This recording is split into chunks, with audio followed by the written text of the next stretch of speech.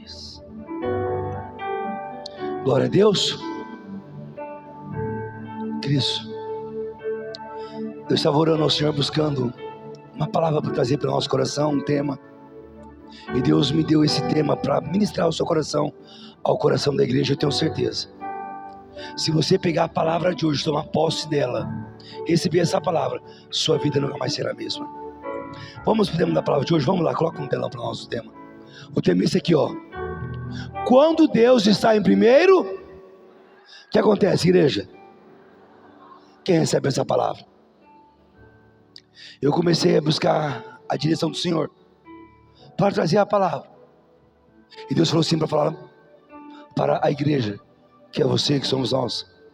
Fala para eles: quando eu estou no primeiro lugar, ou quando eu estiver em primeiro lugar na vida deles, da igreja, nada irá faltar, nada irá nos faltar.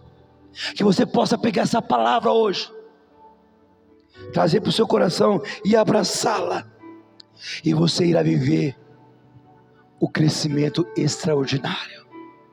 Portas vão se abrir que você nunca imaginou. Deus vai pôr pessoas no seu caminho e vai mudar a tua sorte. Mas Deus tem que estar em primeiro lugar. Feche os seus olhos, vamos orar pela palavra. Eu já vou entregar o recado de Deus. Pai, que eu diminua, o Senhor cresça e apareça. Que só o seu nome seja honrado, exaltado e glorificado nesse lugar, Senhor. Deus, em nome de Jesus, usa a minha vida, fala através de mim. A ti dou honra, a glória e o louvor e toda a majestade. Usa a minha vida, que seus filhos possam voltar para casa hoje voando nas asas do Espírito, em nome de Jesus. E todos digam amém. Olha para a pessoa do seu lado, essa pessoa preciosa aí que está do seu lado. Fala assim para ele, assim, para ele ou para ela. Fala assim: vaso, presta atenção, hein? Quando Deus estiver em primeiro lugar na sua vida, nada irá te faltar. Mas se você recebe essa palavra, diga assim: eu recebo. Eu também recebo e tomo posse. Mateus 6, 25, vamos ver o que o Senhor fala comigo, com você, na palavra dele. Olha a revelação de hoje, a palavra, queridos. O Senhor falando assim para mim e para você: por isso vos digo, não andeis o quê? Não andeis o quê, igreja? Diga assim: ansiosos. Mais forte: ansiosos quanto à vossa vida, pelo que haveis de comer ou pelo que haveis de beber, nem quanto ao vosso corpo, pelo que haveis de vestir. Não é a vida mais que o mantimento, e o corpo mais do que o vestuário? Olhai para as aves do céu, que não semeiam, não cegam e nem ajuntam em celeiros, e o vosso Pai Celestial as alimenta. Não tem de vós muito mais valor do que elas? E qual de vós poderá, com todos os seus cuidados, acrescentar um côvado à sua estatura? E quanto ao vestuário, porque andais o que, igreja? Andais o que? Ansiosos. Olhai os lírios do campo, como eles crescem, não trabalham e nem fiam. E eu vos digo que nem mesmo Salomão, em toda a sua glória, se vestiu como qualquer deles. Pois se Deus assim veste a erva do campo, que hoje existe e amanhã é lançada no forno, não vos vestirá muito mais a vós, homens de pequena fé? Não andeis, pois, novamente, inquietos, dizendo: que comeremos, ou que beberemos, ou com que nos vestiremos? Porque todas essas coisas os gentios procuram. De certo, o vosso Pai Celestial bem sabe que necessitai de todas essas coisas. Mas buscai primeiro o reino de e a sua justiça, e todas essas coisas vos serão acrescentadas. Não vos inquieteis, pois, pelo dia de amanhã, porque o dia de amanhã cuidará de si mesmo. Basta cada dia o seu mal. Queridos, hoje eu quero contar uma história para vocês. Não sou muito de contar história, mas eu quero contar uma história que ela falou muito ao meu coração. Eu creio que irá falar ao seu coração. Queria que você me ouvisse agora com atenção.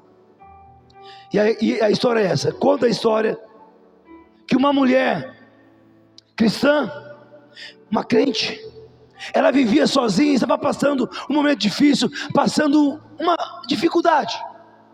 Então ela estava passando um estreito, uma prova. Então o que essa irmã fez, que essa mulher de Deus fez? Ela pegou, se ajoelhou e começou a orar. Ela começou a clamar porque não tinha nada, não tinha mais alimento na sua despensa. Então essa mulher ajoelha e começa a orar. Só que ela não fez uma oraçãozinha. Ela começou a orar e orar bem alto. Ela levantou um clamor e ela disse assim: Senhor, eu creio que o Senhor é o meu provedor. O Senhor é fiel e nada me faltará. Eu creio que o Senhor vai prover. Tu és o meu Jeová Jirê, tu és a minha provisão, tu és o meu pastor. Deus envia o mantimento, Deus envia o alimento. Senhor, não tenho nada. E ela começou a orar, começou a clamar em alta voz, queridos. E ela dizia: tu és o meu provedor, o meu provedor. Só que ela tinha um vizinho que ele não acreditava em Deus. Ele fazia piada, ele zombava, ele escarnecia. Como ela começou a orar alto e forte, ele começou o quê? A ouvir. Ele ouviu, Cristo. E ele quis zombar da fé daquela mulher. Aí sabe o que esse vizinho fez? Ele correu no supermercado. Ele fez uma grande compra de tudo que você pensar, do bom, do melhor. Ele veio pôr no carrinho, foi pôr no carrinho, e aquele carrinho lotado. Ele foi, passou, pagou a compra. Aí foi colocado em várias sacolas. Aí o que ele faz? Ele pegou, colocou no seu carro. Dá a entender que a casa da irmã então não tinha muro, era fácil acesso ali. Ele pegou, parou o carro em frente da casa daquela irmã, daquela mulher. E ele foi descendo as sacolas, pôs na porta lá. Foi descendo, e desceu toda aquela compra, queridos. Então ele bate palma lá, bate na porta, bate palma. Ele sai correndo e se esconde. E ele se esconde ali próximo. Queridos, o que aconteceu? A mulher, quando ela abriu a porta e viu aquele monte de sacola de compra, a primeira coisa que ela fez foi glorificar. Ela começou a dizer: Deus, muito obrigado, Senhor. Deus, eu sabia que o Senhor ia prover na minha vida. Tu és o meu provedor, tu és o meu pastor. Pai, obrigado por essa compra que deixaram aqui. Senhor, muito obrigado por o Senhor ter provido na minha vida. E ela começou a agradecer a Deus, queridos. E ela dizia assim: ó, o Senhor ouviu a minha oração. Com lágrimas: o Senhor ouviu a minha oração. O Senhor é Deus, o Senhor é bom. Aí o vizinho que estava escondido, ele pegou, saiu e falou assim: ei, não foi Deus não, porque ele não acreditava em Deus. Foi eu que fiz essa compra, foi eu que fiz e paguei com o meu dinheiro, só para mostrar para você que Deus não existe. Deus não existe. Foi eu que comprei e paguei com o meu dinheiro. Deus não existe. Eu queria te provar que esse Deus que você clama não existe. Sabe o que a mulher fez, queridos? A mulher levantou as mãos ao céu e disse: Deus é bom. O meu Deus é bom. O meu Deus é tão bom que Ele mandou a provisão e ainda usou o diabo para pagar a conta. Ou seja, o moral da história, queridos, Deus está no controle de tudo. E quando Deus manda, até o diabo obedece. Até o diabo obedece. Aplauda o Senhor, aplauda, porque tem bênção vindo em sua direção. Deus vai mudar a tua história. Vai, chega, arrepia. Se Deus chega a usar pessoas que te perseguem para te abençoar, Ele vai usar. Ele vai usar, porque Ele é Deus. Então alegra seu coração. Se prepara, você não viveu os melhores dias da sua vida, da sua casa e da sua família. Ainda está por vir, está vindo, está próximo. Quem recebe essa palavra?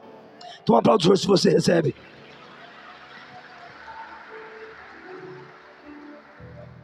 Queridos, quando Deus manda, até o diabo obedece, e Ele trabalha em nosso favor. Pega a visão agora. Quem é fiel a Deus nunca fica em falta. Diga assim: quem é fiel a Deus nunca fica em falta. Quem recebe essa palavra? Também receba. Então vamos lá, dando continuidade à ministração. Vivemos em tempo que as pessoas estão correndo tanto, um tempo corrido. Pessoas estão correndo por todos os lados, tentando o quê? Resolver tudo com as próprias mãos ou com a força dos seus braços. Corre para cá, corre para lá. Pessoas preocupadas com o dia da manhã, inclusive dentro da igreja. Aquela correria aí fora, preocupado, querendo resolver com as próprias mãos, preocupado com o dia de amanhã. E muitas vezes dentro da própria igreja está assim. Pessoas correndo. Por quê? Contas. Preocupado com as contas, preocupado com o futuro dos filhos, com o que vai acontecer a semana que vem. Está iniciando agora uma semana, a pessoa está preocupada com a semana que vem, preocupados. Mas Jesus, no Sermão do Monte, Ele olhou para a multidão e disse, Ele disse algo que ecoa até hoje, nos nossos dias. Ele disse algo lá, no tempo dele, no monte, que está ecoando com o passar dos anos, e ecoa até hoje, e chegou a nós. E o que foi que ele disse? O que foi que ele falou? Ele disse isso para você e para mim: não andeis ansiosos por coisa alguma. Pare de ficar ansiosa. Não fiqueis ansioso por coisa alguma. Ou sabe o que Deus estava dizendo, queridos, para você e para mim, com essa palavra? Dizendo assim para você, que está aqui nessa noite, para mim, que está assistindo essa ministração: filho,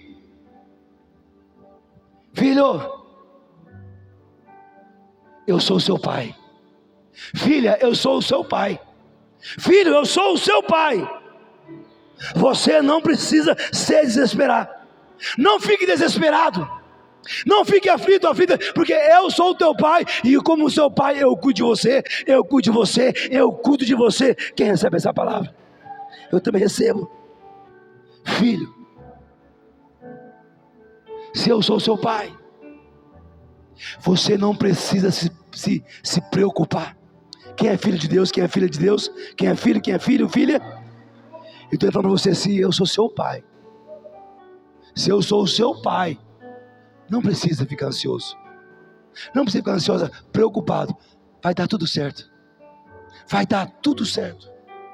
Queridos, a ansiedade era uma tentativa de tomar o controle que pertence a Deus. O homem muito ansioso, a mulher ansiosa, um jovem ansioso, ele vai, coloca na mão de Deus. Mas a ansiedade faz com que daqui a pouco ela volta, tira da mão de Deus, e ele quer resolver. Aí ele corre para cá, ela corre para cá, aí bate a cabeça, murro em ponto de faca, e Deus não pode operar um milagre. Porque a ansiedade é uma tentativa de tomar o controle que pertence a Deus. A ansiedade é o medo de que Deus não cuide de nós. Uma pessoa muito ansiosa, ela acha que Deus não vai cuidar dela, ela acha que Deus não vai prover, então ela tem que correr fazer alguma coisa. Ela não consegue descansar o seu coração, não consegue confiar, até tenta, mas a ansiedade não deixa. Vai que Deus não cuida, vai que Deus não faça. Mas a fé é entregar o controle nas mãos do Pai. A fé é isso. Não importa como está a situação, Senhor, está aqui, ó, eu coloco nas tuas mãos. Eu não consigo, resolve por mim, faz por mim. O Senhor é o meu Deus, o Senhor é o meu Pai. A fé, querido, ela é a certeza de que Deus já está cuidando de tudo, ainda que parece que está dando tudo errado, que não vai dar nada certo, ainda que pareça que não vai acontecer, a fé, ela fala: aquieta, descansa, confia, já deu tudo certo. O Pai está agindo, está trabalhando em seu favor. Aquieta o seu coração. Se você ficar ansioso, fica ansiosa, você vai atrapalhar o Pai. Aquieta o seu coração. Queridos, eu notei aqui, Deus cuida dos detalhes. E você vê como que Deus cuida dos detalhes. Jesus, ele nos faz olhar para a natureza. No versículo que nós lemos agora, você vê os detalhes. O Senhor Jesus nos fazendo olhar para a natureza. Olha o que ele disse para mim e para você na palavra que nós lemos: olhai para as aves do céu, para o lírio do campo. Olhe para as aves, olhe para o lírio do campo. Se Deus cuida das flores, que dura um dia, dois, alguns dias, e logo seca e é lançado no fogo, se Deus cuida dos pássaros, não cuidará de você, que é filho, amado, amada e herdeiro? Se Deus cuida do passarinho, de uma flor, não vai cuidar de você que é filho? Não vai cuidar de você que é filha? Não vai prover na sua vida? Você precisa o quê? Confiar, lançar a ansiedade fora e começar a agir a sua fé. Talvez você chegou aqui essa noite, está aqui no culto, e já está preocupado. Com o quê? Com um boleto que vai vencer amanhã, com conta para pagar amanhã. Você está aqui, mas vida e meia está te dando uma beliscada. Ai, amanhã é segunda. Ai, amanhã é segunda. Ai, amanhã. Ou está chegando terça-feira. Ai. Calma. Preocupado com conta, ou talvez com trabalho. Meu Deus, está ruim lá meu serviço. Senão, se você mandar embora, você mandar embora. Oh meu Deus, estou desempregado, estou desempregada. Meu Deus. Ou você é empreendedor, trabalha por conta. Senhor, as vendas caiu. Meu pai, os clientes sumiram. Meu Deus, preocupado com o seu trabalho, preocupada com o trabalho. Talvez a saúde. Não estou bem. Ai, eu acho que esse dia a morte passou lá em casa. Ai, não levou porque, não sei porquê. Ai, eu sinto, um frio. Senti o calafrio da morte. Ai, não sei o que. Saúde, morte, família, casamento. Talvez chegou assim, preocupado com tudo isso. Mas o Senhor te diz nessa noite: enquanto você se preocupa, eu já estou providenciando. Ai, tem boleto para pagar essa semana. Deus está providenciando dinheiro para você pagar as suas contas, os boletos. Você não será envergonhado, não será envergonhada. Quem recebe essa palavra? Então aplauda o Senhor se você recebe. Deus está providenciando. Deus é um Deus que trabalha no silêncio, nos bastidores, queridos. É assim que Ele age. Está preocupado? Descansa o seu coração. Manda essa ansiedade embora. No final você verá, vai dar tudo certo. Vai dar tudo certo.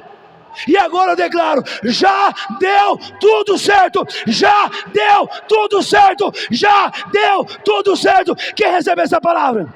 Então aplaude bem forte se você recebe, porque já deu certo. Aleluia.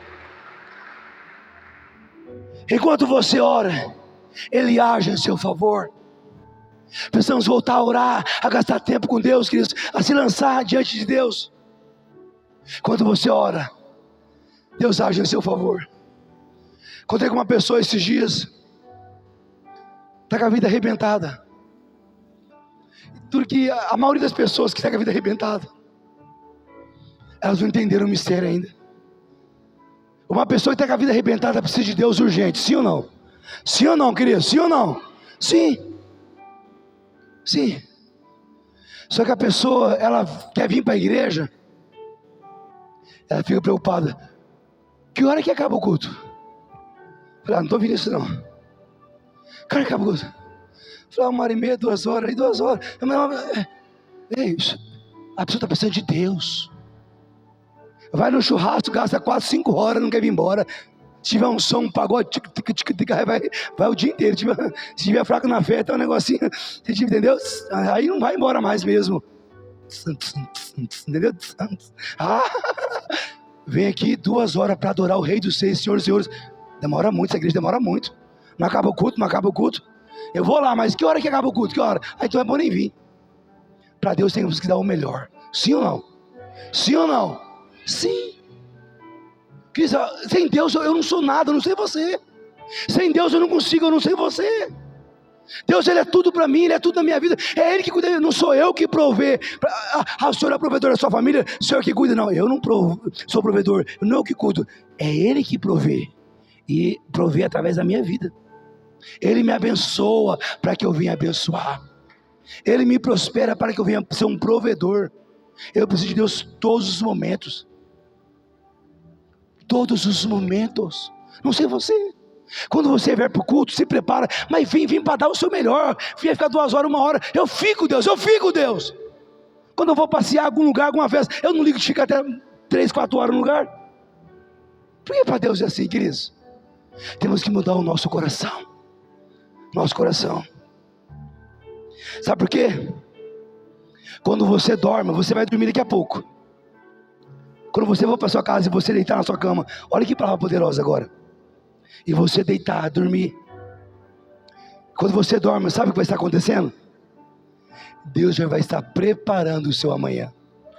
Enquanto você dorme, Ele trabalha, Ele cuida. Então aplauda com força. Aplauda forte, me aplauda forte. Enquanto você dorme, Ele está preparando o seu amanhã. E quando vier o choro, se você chorar, Ele já planejou o consolo. Deus tem cuidado de nós em cada momento, em cada detalhe. Eu lendo esse texto, queridos, eu vi que Deus aqui, Jesus, Ele revela um ouro. E qual é o ouro, apóstolo? E o ouro é esse aqui, ó. Buscai primeiro o reino de Deus e a sua justiça, e todas essas coisas vos serão acrescentadas. Diga assim: buscai primeiro o reino de Deus, e todas as coisas me serão acrescentadas. Presta atenção agora. Muitas pessoas, elas buscam a bênção, mas não estão buscando o abençoador. É a coisa rocha, uma luta, uma prova, ela vem para a igreja, ela busca, está buscando, muito buscando a bênção. Mas muito mais que ter a bênção, é você ter o abençoador todos os dias na sua vida. Todos os dias. Temos que parar de buscar bênção e buscar o abençoador. Porque se você tiver o dono da bênção, fechou. Nada te faltará. Temos que mudar a nossa mentalidade, Cristo. Ser cristãos sábios. Ser cristãos inteligentes. Temos que ter uma fé inteligente. Temos que ter uma fé forte. Ser sábios. Não podemos ir no culto apenas por vir. Eu vim para dar o meu melhor. Se tiver que ficar 2 horas, eu fico 2 horas e vou embora glorificando e não reclamando. Tem que ser assim, queridos. Muita gente busca a bênção, mas não busca o abençoador. Quer resposta, mas não busca o reino. Ai, Deus me responde, Deus responde, Deus. Ei, busca o reino. As demais coisas serão acrescentadas. Você quer resposta? Eu quero, apóstolo. Busca o reino, paga preço. Se lança em Deus e você terá resposta. Eu falei, buscar o reino, sim ou não? Talvez você fale assim: apóstolo, eu quero buscar o reino. Hoje, depois dessa palavra, mais que nunca, eu quero buscar o reino. Mas tem uma pergunta: como que eu busco o reino? Eu vou te ensinar agora. Vou te entregar outro ouro.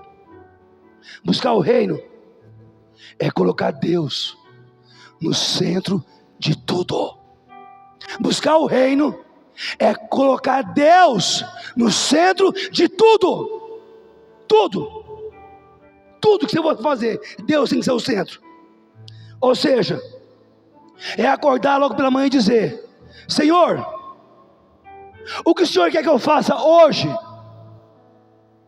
O que o Senhor quer que eu faça hoje, Senhor? Senhor, estou indo trabalhar, vem comigo. Eu quero ser bênção, eu quero ser luz lá no meu trabalho.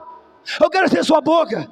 Senhor, eu vou ficar em casa, e quem chegar em casa vai ser impactado com a sua glória. Senhor, seja feita a sua vontade. Queridos, Deus quer fazer algo muito lindo na minha e na sua vida, mas eu preciso me lançar. Você precisa se lançar e buscar o reino. Cristo, buscar o reino é decidir que o culto, a oração, palavra e a comunhão com Deus vem antes da correria da vida. Tem pessoa que ela vem no domingo, mas a sua vida é tão corrida, tão corrida, tão corrida, que ela não consegue vir na terça-feira, não consegue vir na célula, ela não consegue. A vida é corrida demais, é muita correria, muita correria. Buscar o reino é decidir que antes da correria vem uma vida de oração. Você pode correr para onde for, mas eu preciso tirar tempo com Deus. Eu preciso orar, buscar direção, sabedoria. Eu preciso buscar pela minha família. Eu preciso ler a palavra, ler livros. Esse dia eu fiz uma reunião com a minha liderança e eu falei assim para eles: eu sei quem de vocês lê Bíblia e lê livro. Eu sei da minha liderança total da igreja, eu sei de todos que servem, quem lê Bíblia, quem lê livro, e quem jejua, e quem tem uma vida de oração. Eu sei. Apóstolo, como é que é? Deus te fala, te revela, te é um raio laser assim, você vai para uma pessoa, esse aqui não ora, esse não lê Bíblia. É assim que você faz? Não. A Bíblia diz: da boca sai, procede o que está cheio. O que está cheio? Cris, é 5 minutinhos que eu converso com uma pessoa, eu já sei. 5 minutos ela começa a entregar. Se ela é uma pessoa que jejua, ela começa a falar de jejum. Se é uma pessoa que lê livro, eu li o livro. Apóstolo, eu li o seu livro. Estou lendo o livro tal. Eu não estou lendo, mas estou ouvindo um áudio, livro. Um livro assim, Deus falou assim comigo. Ela vai se entregando ouro. Aí eu li a Bíblia, estou estudando a palavra, eu faço assim. Aí eu tenho que buscar, tenho me consagrado. Quando a pessoa, você está muito tempo perto dela, ela fala de muitas coisas, mas ela não fala de Bíblia, ela não lê Bíblia. Ela não fala de livros, ela não lê livro. Ela não fala de jejum, ela não jejua. Ela não fala de tempo com Deus, ela não ora. Por isso que não conquista, por isso que não rompe. A boca fala, está cheio o quê? E não tem mais o eu que está falando para a minha liderança, ou a minha liderança, o setor, falar para o célula. Tem que ler a Bíblia, tem que ler livro, tem que jejuar, tem que consagrar. Não tem mais o que falar. A maioria tem mais de 10, 5 anos de conversão. Os jovens, a maioria aqui, já tem tempo de casa. Jovem que não jejua, não lê Bíblia, não consagra, é jovem fraco. É jovem derrotado. As emoções tomam conta dele. Uma hora ele está rindo, outra hora ele está nervoso. Uma hora ele está amando aqui, outra hora ele está odiando. Outra hora ele gosta dessa pessoa, outra hora já não gosta mais, gosta de outra pessoa. Fica a mente confusa. Mas um jovem que lê Bíblia, lê livro, que ele ora, que ele consagra, Deus restaura ele. Ele é forte por dentro. Você pode ver, jovem que gosta de namorar demais, não lê Bíblia, não consagra, não jejua.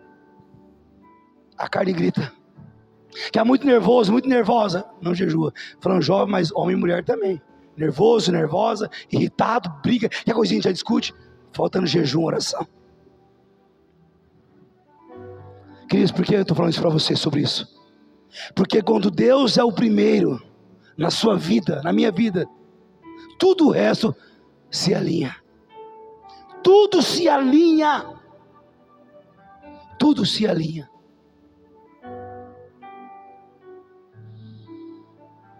Mas quando ele fica em segundo lugar na sua vida, tudo o resto fica desorganizado. Se Deus for o primeiro na sua vida, olha aqui para mim, isso aqui é muito forte. Ele vai alinhar as coisas na sua vida. Vai começar a dar tudo certo. Mas quando você insistir em deixar Deus em segundo plano, você pode fazer o que for, vai ficar tudo desorganizado, porque Deus não irá agir. Queridos, para ler rápido agora, para resumir aqui para vocês, 1 Reis 17, versículo 8. E assim, ó. Então veio a palavra do Senhor dizendo, volta de novo para o primeiro versículo, por favor. Olha aqui, presta atenção nesse versículo aqui agora. Então veio a ele a palavra de quem? De quem, igreja? Quem foi que deu a palavra para o profeta? Então não era mais o profeta ali, era Deus agindo, Deus operando através do homem, através do profeta. Então veio a ele a palavra do Senhor dizendo: levanta-te e vai para Sarepta, que é de Sidom, e habita ali. Eis que eu ordenei ali uma mulher viúva que te sustente. Então ele se levantou e foi a Sarepta, e chegando à porta da cidade, eis que estava ali uma mulher viúva apanhando lenha, e ele a chamou e lhe disse: traz-me, peço-te, num vaso, um pouco de água que beba. E indo ela a trazê-la, ele a chamou e lhe disse: traz-me agora também um bocado de pão na tua mão. Porém ela disse: vive o Senhor teu Deus, que nem um bolo tenho, senão somente um punhado de farinha numa panela e um pouco de azeite numa botija. E vês aqui, apanhei 2 gravetos e vou prepará-lo para mim e para meu filho, para que comamos havia um decreto do que sobre ela e o filho dela? De morte. Comamos e morramos. E Elias lhe disse: não. Agora vem cá, Elias, ele estava ali em nome dele ou em nome do Senhor? Quem que estava usando ele? E Elias lhe disse: não temas, vai e faze conforme a tua palavra, porém faze dele primeiro para mim um bolo pequeno e traz-me aqui, depois fará para ti e para o teu filho, porque assim diz o Senhor, Deus de Israel: a farinha da panela não se acabará, e o azeite da botija não faltará, até o dia que o Senhor dê chuva sobre a terra. E ela foi e fez conforme a palavra de Elias, e assim comeu ela e ele e a sua casa. Quantos dias? Muitos dias. Da panela a farinha não se acabou, e da botija o azeite não faltou, conforme a palavra do Senhor, que dele falara pelo ministério de Elias. Queridos, então aqui nesse versículo nós vemos o que? Deus mandou Elias para Sarepta durante uma seca terrível. Eu quero que você preste muita atenção agora. Se você quer ver uma grande virada na sua vida, se quer viver o sobrenatural de Deus, ouça essa palavra, come ela agora comigo, porque essa palavra aqui é muito forte. Deus manda Elias para Sarepta durante uma seca terrível, e lá uma viúva estava prestes a comer o último pedaço de pão e morrer junto com seu filho. Havia um decreto de morte sobre aquela mulher, ela ia comer e ia morrer. E Deus manda o homem de Deus lá, o profeta, e Deus manda Elias dizer: faz primeiro para mim um bolo pequeno, e depois faze para ti e teu filho, porque assim diz o Senhor: a farinha da panela não se acabará, o azeite da botija não faltará. Faz primeiro para mim. Quando ele fala isso aqui, faz primeiro para mim, era Deus pedindo para ela. O profeta estava representando quem? O Senhor Deus. Quem que mandou o profeta ir lá? Deus, o Senhor. Então aqui, quando ele fala, faz primeiro para mim, presta atenção na revelação, Cristo, que é muito forte. Não era o homem, não era o profeta ali, não é a carne.